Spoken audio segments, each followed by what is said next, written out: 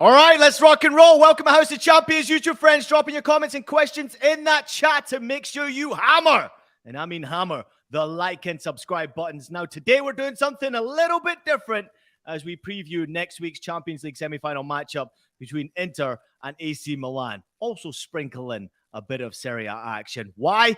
Because we welcome back Francesco Porzio to the show. Francesco, how you doing, buddy? Good to see you. Hello. Thanks again for inviting me. And now we have a new addition. Is this your first time on the show, Grella?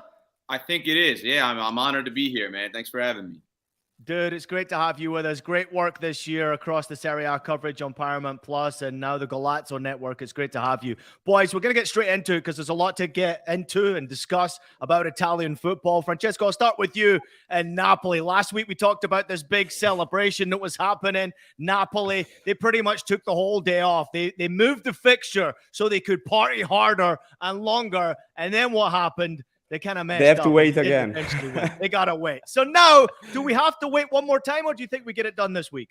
I think today is the day. I mean, I think it's just a matter of hours and the big celebration can finally start. And they're going to last a lot of time. They're going to last the whole weekend for sure, the whole month, the whole summer probably in Naples. But the hot days will be the weekend probably.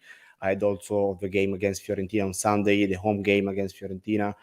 But I don't want to say that again because we discussed that for the last week. Didn't work well for Napoli fans, but I think today is the day. They just need 1 point against Udinese, so just to draw against Udinese, and they will automatically be the new champions of Italy. So I think it's the time to celebrate for Napoli fans. Hey, Grella, do you think the same? I mean, I want to understand here because I've been following you all the way throughout the season here. Not many people were predicting that Napoli would be in this position. Do you think they get the job done tonight? I also want to know from you, do you think the moment got the better of them at the weekend? For the love of God, I hope they get the job done tonight so we don't have to come in an extra day, to be quite honest. Because listen, they're the champions. They played the best football. They deserve to win. But whether it's today, whether it's the weekend, it doesn't matter. It's theirs. I think now what I'm interested to see, and Francesco makes a good point, they're going to party for a month, maybe 2 months, maybe whatever it is. What I'm interested to see is what are the intentions of the club for the following season? Because when you look at all the greatest clubs in the world, whether it's the Man Uniteds, the Milans, the Juventuses, the Man Cities of the world, as soon as they win, it's like back to business, right? It's a party, it's a celebration, it's wow, a quick pat on the back, but then it's back to business. And so I know there's going to be a big party, but I want to see how fast and what kind of sort of intentions they have for the next season. Also, we are talking about a team that started a new cycle this season. So if I were a Napoli fan or a Napoli director, I would be looking forward the next seasons as well, because you can create a new cycle. They've got young players, talented players, with great potential. So I think there is a great basis to build on something good for the next season as well. So just not to celebrate for 1 year and that's it. They have the potential to start a new cycle for the club that can be amazing. Yeah. But let's see what we'll do with some key players. You know how difficult it is to build a team, like Ian, you've been in these situations where sometimes you have the most talented team in the world and for whatever reason you can't get results or it just doesn't click. And then there's other times where you just have that good mix in the locker room. It's a good mix of personalities. It's a good mix of different characteristics on and off the field, and everything just works. And you can't lose those opportunities because when you have those guys in the locker room, you gotta make the best of it.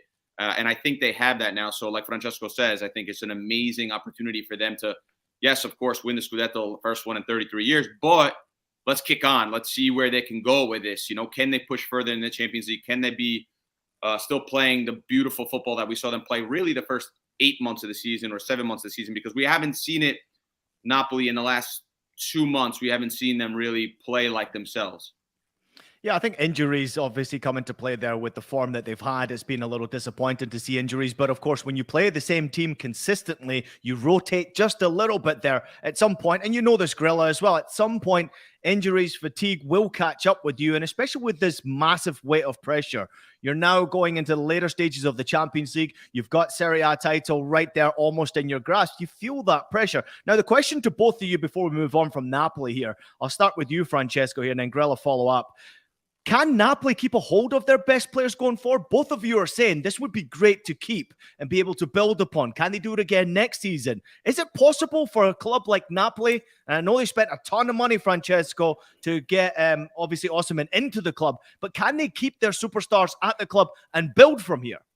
Financially speaking, the answer is yes. Napoli are probably among one of the few teams around that can sustain this kind of financial situation. So from that point of view, yes. The question is, if offer arrives, and probably they will for the big players like Osimhen or Kvaratskhelia or Kim Min-jae has a release clause. That's another topic. Are they willing to keep all of them? So that's the other question. And knowing the history of Napoli in the recent years, how the owner Aurelio De Laurentiis worked in the last years, they probably won't keep all of them. Maybe they will sell one and then rebuild from with their money with other players. Let's see. It's too early to say that now. Probably who is going to be the player leaving Napoli in the summer. Kim has a release clause, so that's probably the most likely. But let's see the others as well. Yeah, I think it will be difficult for them to keep everybody, as you say, and we know the owner had no problem last season getting rid of Fabian Ruiz, Koulibaly, Insigne, was a few others that I'm probably missing. Mertens as well. Yeah, Mertens. I mean, Mertens was crazy one because I felt, I didn't know exactly the numbers, but I felt like he was a guy for sure that you can use off the bench in the team. Yeah. He named his San Siro, so he basically became Napolitano. And to lose those guys, and the owner had no remorse. He was just like, see ya, no problem. We'll That scares me a little bit when you think of the likes of possibly losing an Osimhen or a Kvaratskhelia, because neither player was themselves without that duo. So Osimhen, we saw last season, was an incredible striker, but not what he was this season. I mean, this season was just ridiculous, and that's a product of the team. I know everyone said, "Oh, well, Osimhen, he's going to come back against Milan. He's going to make the difference." No question about it. But it's the product of the team. The team was the strength this season. So if they lose Kvaratskhelia, Osimhen is not going to be as effective. Vice versa, if they lose Osimhen, as we got a sample size with Napoli against Milan when they played 3 times, we didn't have Osimhen in 2 of those games. Kvaratskhelia looked bang average. Bang average. Get the ball on the sideline, slow the game down, get doubled, pass backwards, or, sort of hopeful crosses into the box that didn't lead to anything.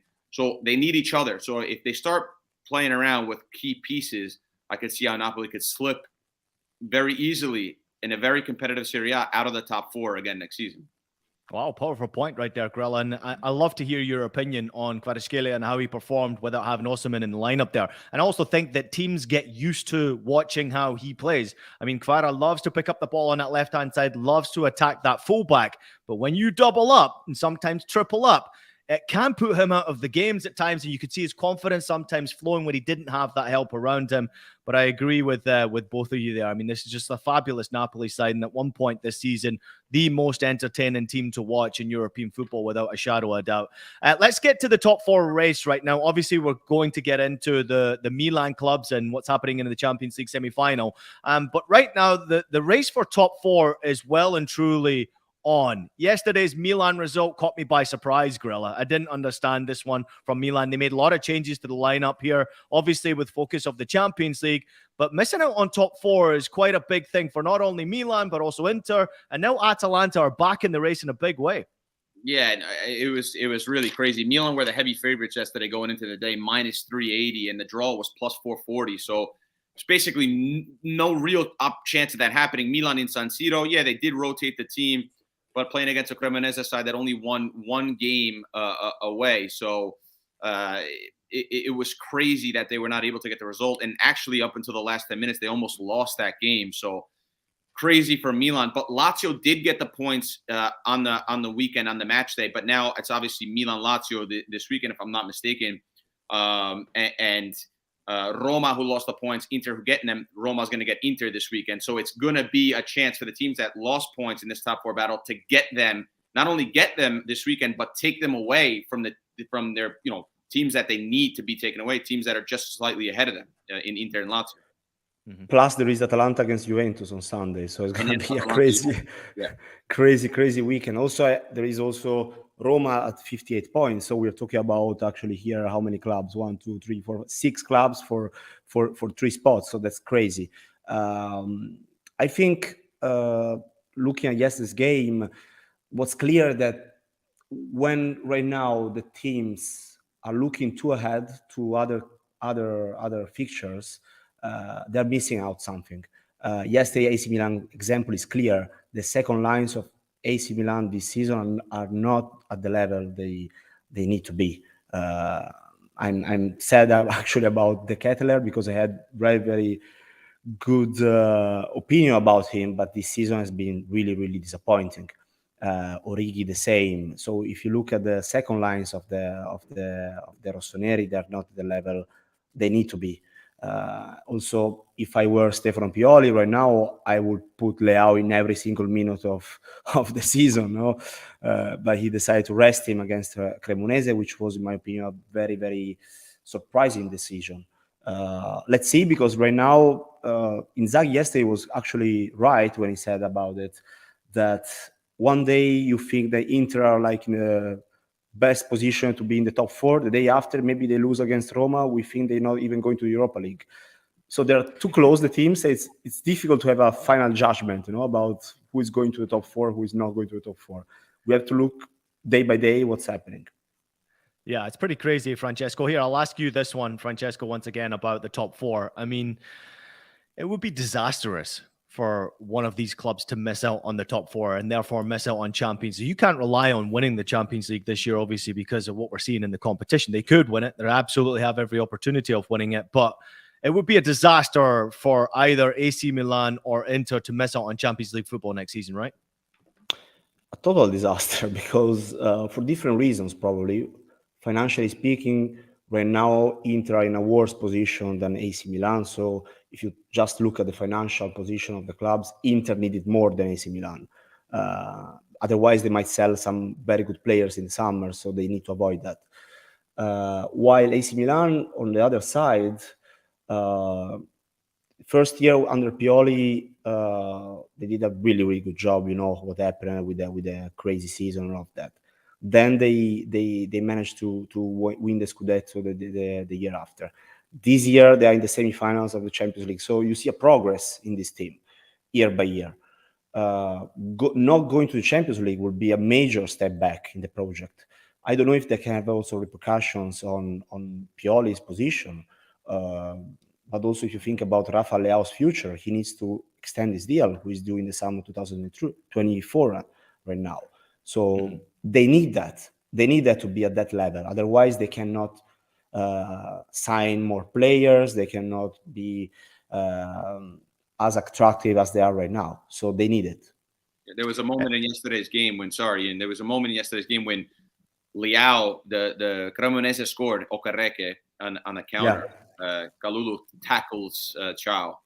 And Okereke is alone with the goalkeeper and scores. And they zoom in on Leao's face, and the look of disgust, the look of disappointment on his face. I think he had just come into the game at that point, and sort of like, oh, here we go. I gotta go and do it again, because at the end of the day, and I know we're going to talk about this Champions League fixture coming up. At the end of the day, Milan, a lot of what they do depends on Leao. I mean, that's just the reality of it. Think we lost you, Gorilla. Think we lost you. I can go on to this point maybe. Go ahead, Francesco. To help me out, but it's true. I totally agree with him, because if you look at the results of the past 3 months, the moment where AC Milan were not performing well is when Leao didn't score, didn't assist anything to anyone. Yeah. So when he was not performing well, AC Milan were not scoring points. And when Leao was performing at his best this season, look at the Champions League quarterfinals against Napoli, probably the best games of AC Milan during the whole season. I was happy you, Mike. I think that was he just jumped in. He jumped in right there for you, Mike Gorilla. And it says, yeah, obviously you're having some technical difficulties. But listen, we're going to take a quick break. When we do return, we're going to try and fix Mike Gorilla's microphone and his sound so he can hear us and we can move on. How's the Champions? You're listening to Stick Right With Us. We're turning our attention to the Champions League semi-final next. Italy's best clubs and brightest stars bring show-stopping skills and unbelievable thrills in the fight to the finish for the Scudetto. Stream every Serie A match live on Paramount Plus. If you're a US-based fan of the beautiful game, Paramount Plus is an absolute must-have subscription, from Serie A to Champions League to NWSL and so much more in between. Not sure if it's for you? Then you can try it 1 month for free by using the code EUROPE. Welcome back, everyone, to House of Champions. It's Ian Joy. We also have, of course, Mike Grell, who can't hear us at this moment in time. He's having a few technical difficulties. And then Francesco Porzio, welcome back to the show. It's great to have you with us, Francesco. Let's obviously turn our attention to the Champions League semi-final. Having a Milan derby is just such a special thing. But I guess I want to know from you, how important is this derby within Italian football? We see it worldwide. There is historic photographs around the world. But this derby within Italy, and there are many great derbies in Italy itself, but how important is this derby specifically?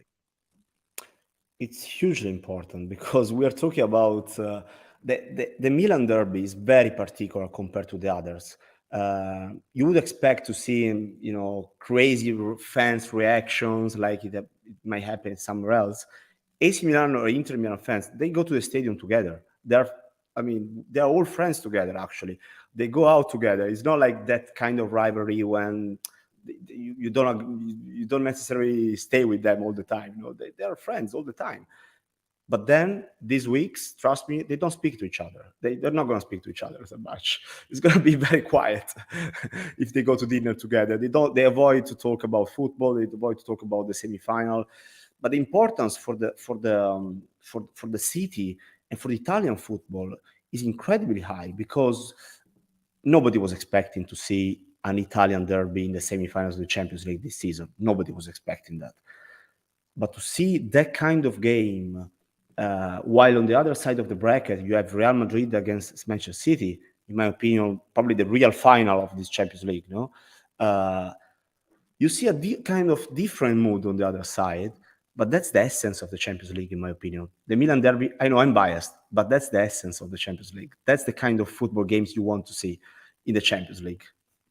I agree with you, Francesco, because you're going into this derby game and you don't know who's going to win. You have no idea. There isn't a clear favorite here. You can't say this club is in a better position than this club. They're both fighting for top four in their domestic league. But when it comes to a Champions League where, as you mentioned previously, and Grella also mentioned, nobody expected them to be here. Now they're at a tie where we get to see two wonderful games. We have no idea what's going to happen. They do have talented players in their squad. We obviously saw a fabulous performance from Inter yesterday, which was pretty spectacular. So clearly confidence is key going into these big games. But there are some superstars who could really step up. But I also look at the Italian teams, of course, with Inter and AC in the semi-final. It's not just about the superstars scoring goals. It's also about how difficult they are to beat. Inter in particular, I mean, what they did against the Portuguese teams, Francesco, was really special. And I would expect them to go into this semi-final and be very difficult to beat against AC Milan. You think the same? I think the same. I think they both won. Forget about the last 5 minutes of the game against Benfica, because I think there was they already knew they were going through, so there was a different mood. They both went through with their defense against Napoli and against Benfica. Thanks to the incredible job they did with the defensive systems, work out perfectly. And so, to be honest, if I have to predict something, I don't expect 2 games with a lot of goals between Inter and AC Milan this time. Right. Also because of the tension there is in there. Remember, last time it happened was 2 draws with 2 goals, both in the second leg. So I don't see a spectacular game with incredible goals or like a 3-3 or a 5-3. I don't know. I don't expect that kind of games. But the atmosphere, the tension, that kind of vibes will be incredible. And I totally agree with you. Also, the fact that I was saying that before, the Inzaghi said that yesterday after the game against Verona, if you think about Inter today, maybe you think they're the favorite. But maybe they lose against Roma on Saturday and AC wins against Lazio. And I trust me, it's going to be the opposite. They're going to say, no, AC Milan are the favorite ones. And that's clear. There's a clear signal that there is no favorite here. It's 50.0050. and put 0-0 again, because there is no favorite in this kind of game. I love to hear that, though. And that's the type of game that I look forward to tuning into watching, because you just really have no idea who's going to win over two ties. Now, as far as Derby goes, we have witnessed some great derbies, great rivalries throughout the year, throughout our lifetime and history in general. And when I grew up in Scotland. We had Celtic versus Rangers. It was a rivalry where it was a pretty dangerous rivalry in the city. You didn't really want to be wearing green or blue in a certain area of the city. What's it like for media, for people, for fans, for fan clubs when you have the ultras? Like, what's that build up like to a semi-final match like this? Is it different from what you would witness in a Serie A game?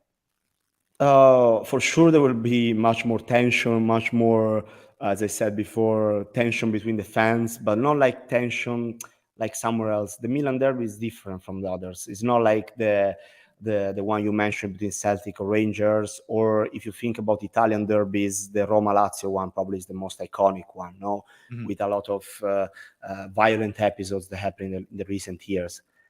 It's a good thing. I'm not saying that it's a negative thing, actually. It's a very positive thing. The Milan derby, we don't have episodes of violence since the 80s. Then the ultras decided to have a sort of pact, and they're not having any sort of violent conduct between them. So that's a very good thing. And then, as I said before, it's a different game, because it's a city where there is the rivalry, but it's not like a rivalry like in other places that you don't have friends that are AC Milan fans or the opposite. So it's a bit different, but it's very tense. Actually, it's not a way to say that it's less tense than other places. The atmosphere will be incredible, and compared to the Serie A games, I don't remember other stadiums in the world that you have this kind of atmosphere for two semifinals in the same place. It's like having Boca River in the same Bombonera or in the Monumental. You know what I mean? They're both in the same place, in the same stadium. Just the opposite curvas are going to be full of Inter or AC Milan fans in both games, because all the other part of the stadium will be completely full of mixture fans. They're trying to avoid it, to be honest. They're trying to, selling tickets to only season ticket holders to the home game for one team, and the other one doing the same. They're trying their best, but it will be also the stadiums won't be full Inter or full AC Milan when they play at home. I've got a great comment from Ed, who's just jumped in the chat right here. It's absolutely brilliant. He said, "This might be the most understated Milan derby in my lifetime. I really don't see this getting the level of coverage I think it should." Do you agree with that? That not many people, and I mean, I guess you do. You've already pretty much said it. Everyone's focusing on what's happening on the other side of the bracket. You have Real Madrid, a giant. You have Manchester City, who are not a European giant, but trying to become a European giant, who are the favorites in this competition. Nobody's really talking about the Milan derby in the other side of the bracket. Does that piss you off? Piss me off a bit, yes, of course, because it's my Italian pride here that gets touched. But luckily, we are going to have two games in 2 different days, so people can focus on one game one day and then watch the other one the other day. But I think it's normal, because we are talking about Manchester City and Real Madrid, one of the two of the best teams around, and nobody was expecting to have Inter or AC Milan in the semifinals, so it's normal. But trust me, if you are not that familiar with Italian football, you're not familiar with Inter AC Milan, the atmosphere at the stadium will be iconic, will be something different from any other stadiums in the world. And also to the younger generations that might watching us, this is not going to a stadium that will last forever, because this is a stadium that won't be there in a few years. So it's a great opportunity to see something that probably you will not have other possibilities in the future to see it at this level of the competition. So it's something unprecedented, only precedented because it happened 20 years ago, but it happened 20 years ago and that's it. So it's a good opportunity to see a different thing, and maybe something that won't happen again in the future. Let's welcome Mike Grella back into the show here. Mike, similar to like you did on the field when you were playing there, we had to substitute you back in after some technical difficulties. How are you, buddy? Can we hear you okay? All good, man. Yeah, all good. Sorry about that. So, yeah, listen, it's actually a shame that stadium, there's something magical about it. I was there a week and a half ago, and it was, you just look at the place, and it's sort of all the history that's happened there, and the way it looks. It's just one of the most magical stadiums in the world, and it's a shame, when I hadn't visited before this or before last year. I think the first time was a couple of years ago. I said, "Oh, the stadium's 100 years old. How can they still play with the same stadium?" But when you visit it, you feel something different. As a lover of football, as someone who's lucky enough to play the game, you just feel something different there, and the history and the culture of the place. It's a shame that they will eventually get rid of it, but it's going to be magical. And yeah, of course, there's Real Madrid and Manchester City on the other side of the bracket, but nobody wants to play Italian teams, as anybody who follow football in the history of football knows that the Italian teams maybe not always the most talented bunch, but always figure out a way to become very difficult to beat. Hey, Grella, before we go to break, Francesco was just pointing out there that he's pissed off like I am, and I'm sure you are as well, that not many people are speaking about this side of the bracket here. Not many people are given the respect that these two teams deserve for the way they got to this stage in the competition. One of them will be in the final, and then we will probably start seeing the media pay more attention to the Italian clubs. How do you feel about it? Because are you happy with them sort of just quietly going about their business, taking care of the semi-final, or do you think people should be speaking about this side of the bracket a bit more? Oh, definitely. I think maybe I'm the opposite in that respect of Francesco. I understand what Francesco's saying, but I also think that the reality of the situation is Real Madrid, with what they've done in the Champions League, with Ancelotti and what he's done in his career. You look at Manchester City, you look at Haaland, what he's doing, you look at Pep, what he's doing.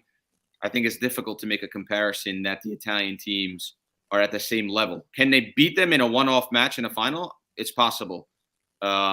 Do I totally understand that those two teams are at a different level right now in this moment? Yes. If we're talking about Milan from 20 years ago, or the golden age of Milan, then of course, then you couldn't talk about Manchester City at that time with Milan. But things change in football. I think the Italian teams are on the way up, so I understand why they're not getting a lot of coverage. But as an Italian fan, I'm very happy with everyone being very quiet about it, and us sort of sneaking into the semifinals now, two teams into the final. And the only reason why Napoli got knocked out was because an Italian team had to knock them out.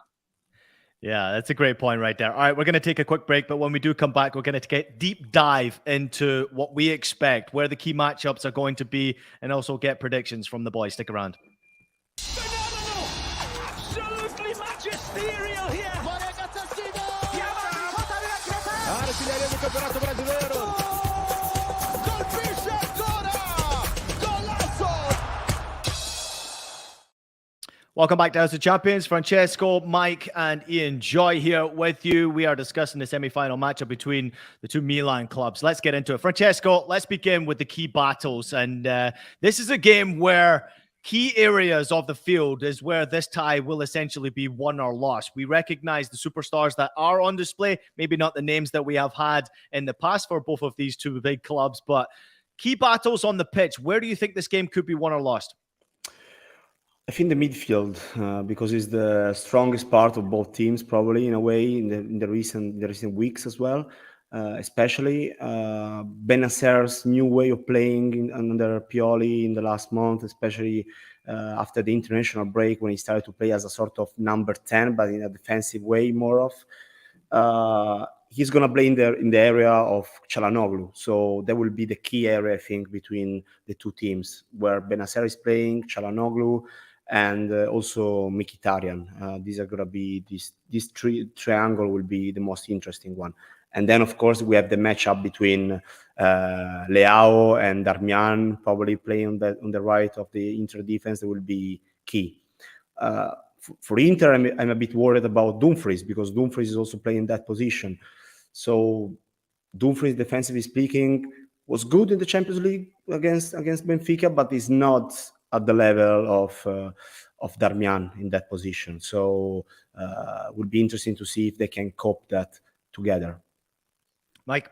Yeah, I think when you look at a lot of the metrics in the Serie A and the big sample size that we have with Inter and Milan, last season Inter was the favorite to go and win. Last season, the Serie A, they won the Coppa Italia, they won the Supercoppa Italiana, they won the Supercoppa Italiana this year. They're in the Coppa Italia final against Fiorentina. They're in the semifinal. They're a tournament team, is the point that I'm trying to make. They're very difficult to beat. And when you look at the metrics, shot totals in the Serie A this season, Inter way ahead, 544 to 464. And you look at the XG, which I'm not a massive fan of, but they're way it's the separation is unbelievable. 59.2 for Inter, only 48.8 for Milan. So that the gap is there. When you look at how many crossed attempts that Inter have, that putting dangerous balls in the box to the big strikers, Lukaku, Dzeko, Martinez, who's on fire, 23 goals in all competitions, 800 crosses. This was before the game yesterday, but 800 crosses, Milan only 550. So when you look at a couple of these metrics, you think, okay, Inter's better than them in a lot. And Francesco makes a fantastic point. The two strong points of the team are probably in the midfield. They both have very good midfields. But if you look at the midfield of Inter, it's slightly stronger. And the one thing that's interesting that Inter doesn't do that Milan does a lot of is a stat we call take-on attempts. And Milan has many more take-on attempts. They're first in take-on attempts that lead to a shot, and Inter are last.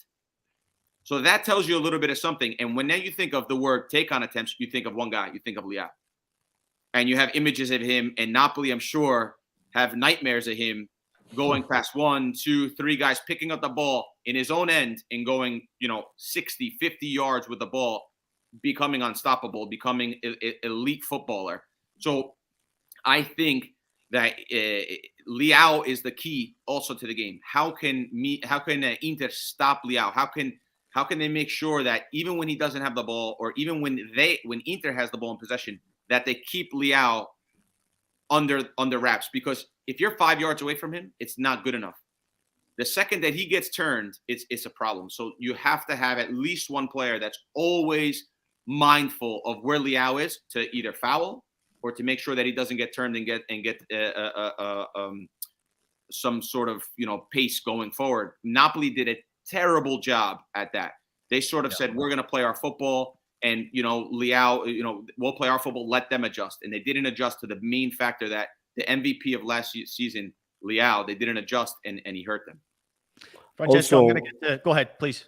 No. I wanted to add that I expect Inter to keep more the ball than AC Milan. So that's the key, probably, about what you were saying. How can you keep the ball and avoid that Leao's counterattacks? Because that's going to be the key in both legs, I'm sure. And then talking about Inter, probably Inter arrive at the moment in the best conditions on a physical point of view than before.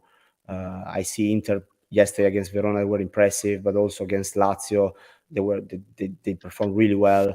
So I think Inter are in a good status. I don't know if AC Milan are kind of thinking too much about the semifinals, so they're keeping their strengths and their good things for the semifinals. We don't know that yet, but it's gonna be incredibly tense. That's for sure. I think the key to the match, though, it's definitely possession. But for me, when I was, we were lucky enough to go to the second leg to watch Napoli Milan in Diego Armando Maradona Stadium, and I remember watching that game and saying Milan are most dangerous when Napoli has the ball. And so Inter will have possession, I think, of and more control of the game. But that is when Milan are the most dangerous. Milan's sort of MO in the Champions League was defend, be compact, stay in these, and then go quick with Diaz and Leao. Yeah. So they're happy not to have the ball, and they're happy to hit on the counter. So that's when Inter has to be the most careful, is when they have the ball and there's a lot of space behind the back line. All right, I'm putting you both on the spot here. Francesco, we'll start with you. Obviously, we can talk about expected lineups here. I'd rather go for a combined starting 11 from you. If you were to mix these two clubs together, the best starting 11 here, I mean, there are so many stars that could be on display here. What would be your combined 11 if you're looking at it? I start. Okay, I do have to go back and see the name. Okay, we have. I was. So I started with Magnan, to be honest, because I think he's the best, one of the top 3-4 goalkeepers in Europe. So with all due respect, with Onana, which I really like, to be honest, but there is no competition here, in my opinion. Then if we go to the defense, actually I'm gonna switch Theo Hernandez on the left and Darmian on the right. I went with a 4-3-3, to be more compact, let's say, and to try to find a way between the 3-5-2 of Inter and the 4-2-3-1 of AC Milan. So I see, for example, Theo Hernandez being one of the best fullbacks we have in Serie A, so I have to put him in. And Darmian, I really like him. I think he's a very underrated player that, defensively speaking, has been crucial this season for Inter. He's coping the absence of Milan Skriniar. So Yeah. I think that we have to remember that. Milan Skriniar was one of the best, if not the best, Inter defender. He's not playing since January, basically. So we're talking about an incredible player, and Darmian basically make us forget about Skriniar. So we have to consider that. Then for the center backs, I opted for one for AC and one for Inter. So I went for Tomori and Bastoni. I think they are the two more complete ones. Also, Bastoni is a very good player when it comes to start an action, maybe a counter attack with a long ball to the midfield or to Lautaro or Lukaku. And Tomori, I really like him, so I really rate him as a very good defender. So I put him in. The most difficult one, let me say, was the midfielders, because I had to put out Tonali, which was really, really difficult, because I wanted to put Mkhitaryan in. I think Mkhitaryan has been the best player this season for Inter, by far. He's been crucial for Inter. He is one of probably the player that played most minutes between the midfielders, if I'm not mistaken. He started basically all the games in the last year, so he was fundamental for Inzaghi, especially because both Çalhanoğlu and Brozovic had some injuries, so Mkhitaryan was always there. So I had decided to put Mkhitaryan instead of Tonali, and then for me, Çalhanoğlu and Barella are the two key players for Inter, so they have to be in the top 11. Bennacer, crucial player for AC Milan, already said that before. He's going to be key player also in the semifinals because he's going to play in the same position of Çalhanoğlu. So it's going to be super, super important, his role in the semifinal, both legs. And then Leao, I mean, how can I explain that? Leao has to be there, of course, in the top 11. Leao has to be in the top 11. And between Lautaro, Lukaku, and Giroud, I opted for Lautaro because I think he's the best one of the top of the three. Not great in the Champions League, though. I will say that, though. If you look at his statistics over but last he scored the couple of goal years, against Barcelona, Francesco. and we wouldn't speak about Inter here if it wasn't for that goal. So one, but good one. All right, let's get into it, Grella. Here, this is your combined 11 to compare with that one. Not too far away. Very similar. So key point I want to make: Darmian, very underrated player. He's not a player that you're going to watch in moving forward here, and you're going to say, "Wow, he's incredible." But he does a lot of the simple things right, and I think he embodies what the team is. He's difficult to go around. He's responsible. You know what you're going to get week in and week out. He was benched for Dumfries. Still great attitude when he's asked, when he's called upon, and I think he's done a fantastic job. So that's number one. The rest of our back line is the same: Bastoni, Tomori, Theo Hernandez. Theo Hernandez, for me, the best left back in Europe at the moment. One of the best in the top three for sure. When you look at the midfield, where it was very difficult for me, Barella, Çalhanoğlu, I think, are staples in this combined 11. They're the two players with the most talent that can sort of give you things that are different, unlock defenses. They can give you box-to-box tackling.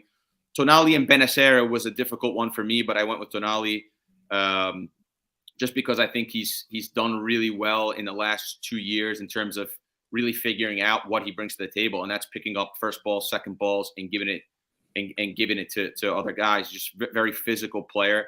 And then in the front was Leao and Lautaro Martinez. Martinez with the goal total of 23 throughout the season in all competitions. It's hard to leave someone like that on the bench. Leao speaks for himself. And then I was stuck between Mkhitaryan and Diaz, and I went with Diaz just because I think that last season he was not so great, but this season he made a difference in all the games against Napoli, where he was able to turn and sort of start the counterattacks. And he always, whether he's playing well or whether he's playing poorly, always brings the correct attitude. Unlike what CDK that we mentioned earlier. So he always brings the right application to the game. So this is the 11 I have. I didn't mention Magnan, but he's also a staple for me in this combined 11. Love it. I love to see both of that. You see, it's 50-50 here. I mean, we didn't speak before, me and Mike, and we basically opted for the same 11. Yeah, there is Tonali and Diaz. I put in Benacer and Mkhitaryan, but at the end of the day, we are talking about the same structure of the team. So as you can see, it's unpredictable what can happen in the semifinals. Love to see that. Listen, great commitment from both of you right there. But we did that on purpose, Francesco, so that you wouldn't communicate and try to put the same 11. We did it on purpose. We wanted to see where your minds were taking you. Boys, this has been fantastic. I'm going to get to some of the comments because there's a lot of love for both of you out there. Vic saying Francesco is back, our Serie A expert. Applause to you for coming back as well. Grella and Francesco from Rafa Cardenas. Appreciate the love right there.